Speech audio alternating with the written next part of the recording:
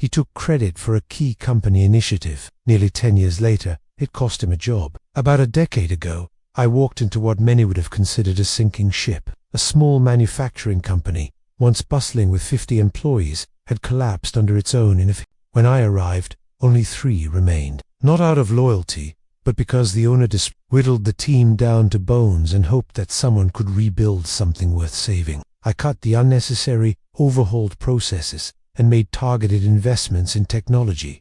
I got us lean, I got us fast, and we became damn good at what we did his job at least the part of it he was capable of doing. But in a high-performance, precision-driven environment, fine just doesn't cut it. Not when excellence is the standard. Bob wasn't dead weight, but he wasn't helping us move forward either. We went our separate ways. Eventually, the business crossed $10 million in revenue, maintaining a healthy benchmark of $100,000 in profit per employer performance ceiling that kept us sharp. The company became something to be proud of, and more importantly, it became sustainable. We were just saying how incredible Bob was back then. Charlie said, "We got things out of a mess, completely transformed operations." The company's niche was tough, ultra-custom, low-volume, if done right. I walked into the office, and to my surprise, Bob greeted me standing shoulder to shoulder with my main contact there, Charlie. Bob hadn't just survived at that company. He had built a new identity using my work,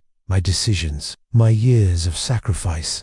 And Bob, he just smiled and nodded. Over 2 years, I poured myself into its revival. To his credit, when I gave him a heads-up 2 months to find something new, with a promise of a fair but honest reference, he didn't slack off. Went on to new challenges. That original company survived without me, even through COVID and industry upheaval. The team I left behind, strong, capable, kept things together. And I stayed in touch with the new GM I had hired, someone I trusted.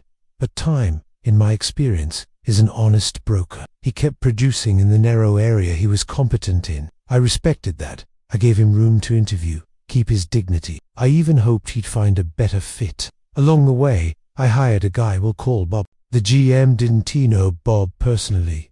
They'd never worked together, but Bob had presented a glowing resume. What Bob was good at, what he wasn't, what really happened during those critical years.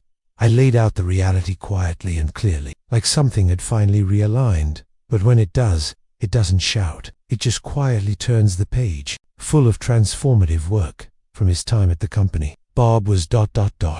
Fine. He had a few specialized skills showed up. Eventually, the hard truth came knocking. Bob couldn't stay. And he did. He landed at one of our partner companies. I later found out he hadn't listed me as a reference, which was wise on his part. Years later, I flew out to visit that very partner. I was polite. We exchanged handshakes and small talk, all very professional. But then Charlie started reminiscing about how things turned around for my old company, and he credited Bob lavishly.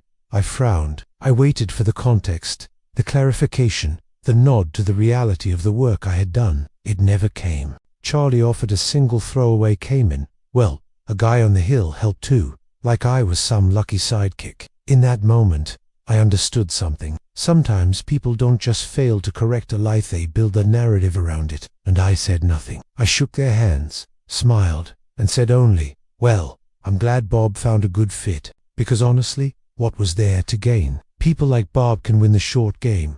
They can sell a story. Years passed. I left the company. Then one day, the GM called me. He was looking to fill a key position, prestigious, highly visible, and Bob had applied. The GM asked me, "Is this guy as good as he says?" I told the truth. No drama, no bitterness, just facts. Bob didn't get the job, and that was that. I didn't feel triumphant, just ... steady. Karma, I've found, doesn't always show up on time, and lets the truth do the rest.